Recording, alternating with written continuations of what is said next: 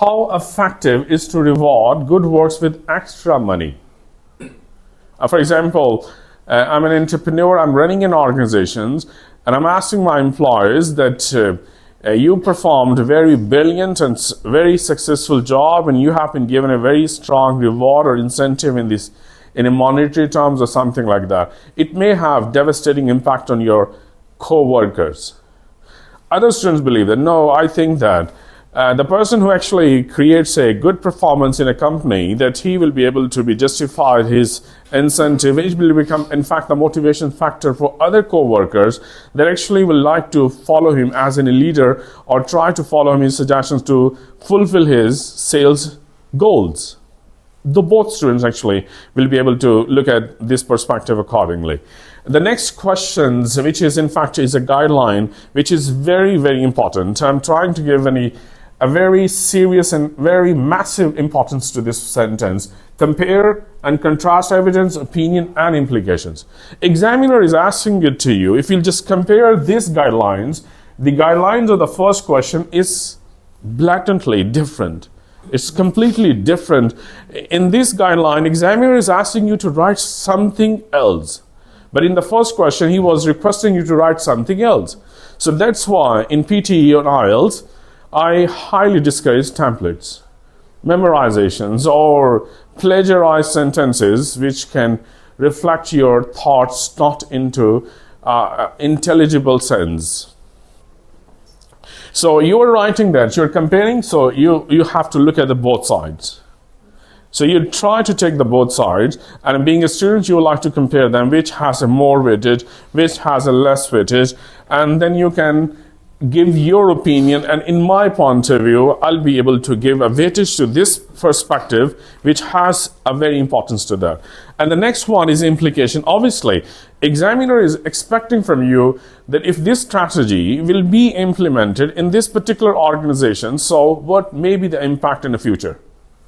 So you are just writing the three things in these compositions. You're taking a stance, you're comparing the stance, and you are also proposing a futuristic propositions that what will happen if this strategy will be implemented. It may have some kind of devastating effects, or it may have some kind of glamorous impacts on your conversation. So it helps you for your understanding. But if you compare the last questions, there was no implications. There was no little comparison has been made from you. So that's why I'm asking you, whenever you'll be given this guideline, so please try to look at them with microscopic observations, because it can give you the guidelines. You need to live within this boundary, and you need to write accordingly. Got that? So that's why you have to be very much serious about your guidelines questions. Look at the third example.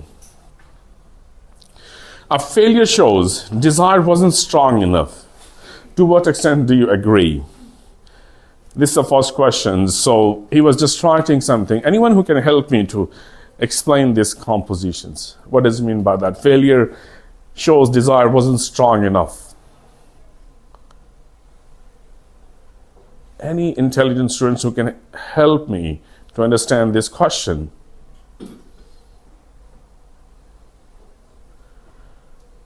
Not really? Yes, Abdurrahim. Means failure shows that you didn't get proper preparations, isn't it? Yes.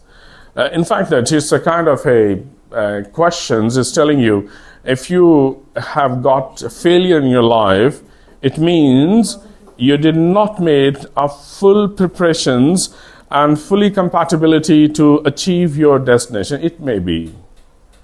I mean to say, the one says that I tried hard actually in my examinations, but I did not get the desired scores. How many people will be agreed with this statement? Probably very few. Some would like to recommend that I got achievement and I made a lot of efforts, and my efforts actually paid me not today, but maybe tomorrow and day after tomorrow. That has a perspective. Okay, so look at this sentence that evaluate and challenge ideas, evidence of an argument. So if you look at the guidelines, this guidelines is completely different from the previous questions guidelines. in this way that you can evaluate that. You're evaluating the strength of the argument, that this argument has potential implication, has an effect in a life of examinations, or the life of business, of the life of morality. It means you can actually look at these questions into different forms, but your job is just to write in argumentative.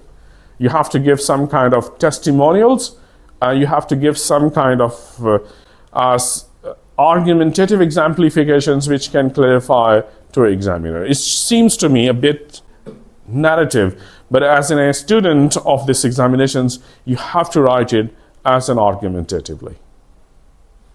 Got that? Yes. Any questions about these three questions and their three different guidelines?